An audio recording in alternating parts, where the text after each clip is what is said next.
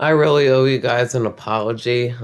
This video was supposed to be uploaded on Thursday, August 24th, 2017. Today, being the date I uploaded it, it is Friday, September 1st, 2017. The reason it's being uploaded now is I majorly screwed up. I did upload this video last Thursday, but I forgot to make it public. So for the past week, it was private. I went to check on how it was doing yesterday, and I saw it had zero views, and I knew something was wrong. And then I saw the little lock next to it and knew it was private. So I'm going to edit this in, then the video will be public for you guys to watch. So I guess better late than never. So I'm really sorry again, guys, but enjoy the video. Get out the old broom. We have another weekend sweep. Hey, KEMMO Cup Series fans, how's it going today? I'm going to bring you my thoughts on the best pro shops NRA night race at Bristol Motor Speedway for the 2017 NASCAR season. Before I begin, I do not own any images used in this video, and I am not associated with the organizations that do. With all that said, let's get right into my thoughts on the race. We're going to jump into my takeaways. Congratulations to Kyle Busch on the weekend sweep and really the whole Toyota camp. They started at the beginning of the season wondering that Joe Gibbs Toyota is going to win, and in particular Kyle Busch, because he was really hot in the beginning of the season, just couldn't figure out how to get the 18 car in the victory lane. Well, now there's a whole new question. Now the question is, when is Kyle Busch and the Joe Gibbs Camrys going to stop winning? And doesn't look like it's going to happen soon. Kyle Busch has won 2 of the last 4 Cup races. Yeah, so he's on a hot streak, winning at Bristol, a track he's never won, or winning at Pocono, a track he's never won at before, and completing the weekend sweep at Bristol, as you see in the top left corner, won Wednesday night in his KBM truck, and in the top right corner, he won in his Joe Gibbs Xfinity Series car. So, yeah, for Bristol, definitely a very successful weekend for Kyle Busch. Made his final truck start of the season and brought it to victory lane. Has one more Xfinity start left at Richmond, and obviously is going for the title and cup now with his 2 wins and 10 stage wins. So Kyle Busch is definitely going to be hot coming into the playoffs, and who knows, he might run down Martin Truex Jr. and win this regular season championship. So now it's time to rate the race weekend, the Bristol Bass Pro Shops NRA night race. It was a pretty good race, other than the fact that Kyle Busch pretty much dominated it. But we go to the Goodyear tires. I'm going to give the tires a 1 out of 1. You might be thinking, what the heck am I saying? There were a lot of blown tires, and you're correct. But that was from guys getting contact and not pitting, being an idiot, especially Austin Dillon. You get a tire rub and you don't pit, and then you spin around to shoot up in the wall and wonder what happened. That's not Goodyear's fault. That's your fault for not pitting and pulling the corner panels and putting 4 fresh ones on it. So the Goodyear tire was definitely really good. It's just the teams that don't know what that to do with it. Stage racing, really good, 1 out of 1. Kyle Busch won stage 1 in a truck race, won stage 2 in a truck race. In the Xfinity race, Kyle Busch won stage 1, Kyle Busch won stage 2.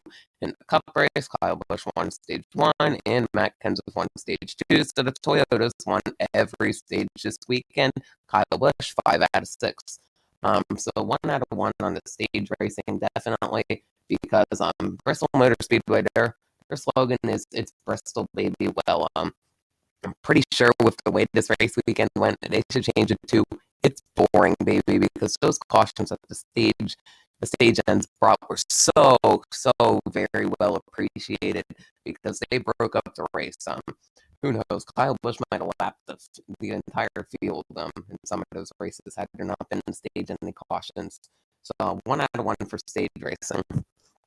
Competitiveness to the racing, it's Bristol. That track is always competitive. A lot of drivers came back with dented in bumpers and stuff. So 1 out of 1 for sure. A lot of competitive racing, and it was definitely very cool to see Kyle Busch drive from the back of the field to the front of the field in both the Xfinity race and the truck race. So definitely 1 out of 1 for competitiveness. Cautions, 1 out of 1 for sure. There weren't a lot of cautions, but like I said, when they came, they were so well appreciated by the fans. So 1 out of 1 for cautions. Weren't a lot of them. One that stands out to me the most is when stupid Austin Dillon blows the tire and collects Jeffrey Earnhardt. Yeah. That was probably the biggest wreck of the night. Another big one, Chase Elliott getting wrecked by Kevin Harvick. And let's keep in mind, Chase Elliott is running to keep himself in the playoffs. So, yeah, a hit like that, Chase really couldn't afford. But 1 out of 1 for cautions. Pit stops fast around the board all day long. Not a lot to say there.